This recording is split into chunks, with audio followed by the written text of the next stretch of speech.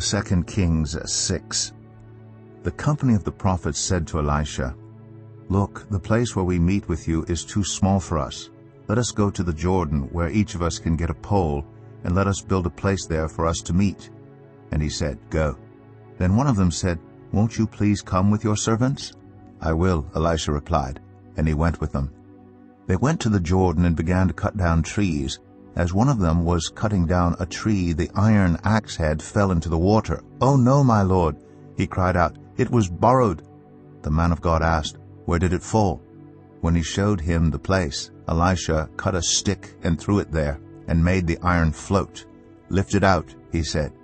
Then the man reached out his hand and took it. Now the king of Aram was at war with Israel. After conferring with his officers, he said, "I will set up my camp in such and such a place." The man of God sent word to the king of Israel, "Beware of passing that place, because the Arameans are going down there." So the king of Israel checked on the place indicated by the man of God. Time and again Elisha warned the king so that he was on his guard in such places. This enraged the king of Aram. He summoned his officers and demanded of them, "Tell me, which of us is on the side of the king of Israel?" "None of us, my lord the king," said one of his officers. But Elisha, the prophet who is in Israel, tells the king of Israel the very words you speak in your bedroom.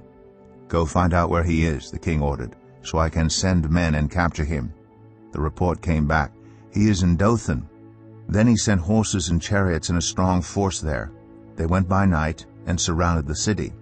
When the servant of the man of God got up and went out early the next morning, an army with horses and chariots had surrounded the city. "Oh no, my lord, what shall we do?" the servant asked. "Don't be afraid," the prophet answered. "Those who are with us are more than those who are with them." And Elisha prayed, "Open his eyes, Lord, so that he may see." Then the Lord opened the servant's eyes, and he looked and saw the hills full of horses and chariots of fire all around Elisha. As the enemy came down toward him, Elisha prayed to the Lord, "Strike this army with blindness." So he struck them with blindness as Elisha had asked. Elisha told them, "This is not the road, and this is not the city. Follow me, and I will lead you to the man you are looking for."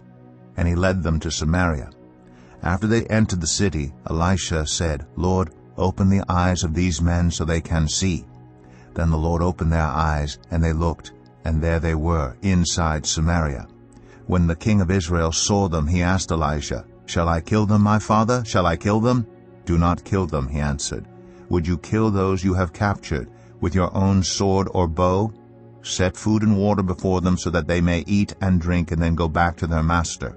So he prepared a great feast for them, and after they had finished eating and drinking, he sent them away, and they returned to their master. So the bands from Aram stopped raiding Israel's territory. Sometime later, Ben-Hadad, king of Aram, mobilized his entire army and marched up and laid siege to Samaria.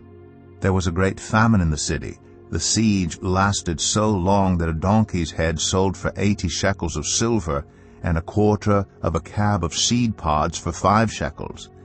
As the king of Israel was passing by on the wall, a woman cried to him, "Help me, my lord the king." The king replied, "If the Lord does not help you, where can I get help for you? From the threshing floor? From the winepress?" Then he asked her, "What's the matter?" She answered, "This woman said to me, 'Give up your son, so we may eat him today, and tomorrow we'll eat my son.' So we cooked my son and ate him. The next day I said to her, 'Give up your son, so we may eat him.' But she had hidden him." When the king heard the woman's words, he tore his robes.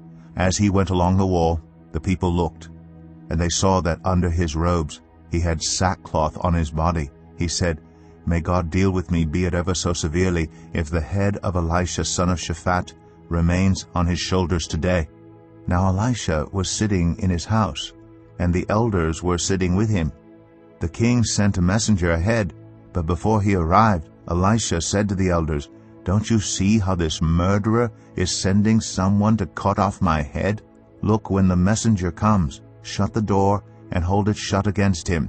Is not the sound of his master's footsteps behind him?" While he was still talking to them, the messenger came down to him.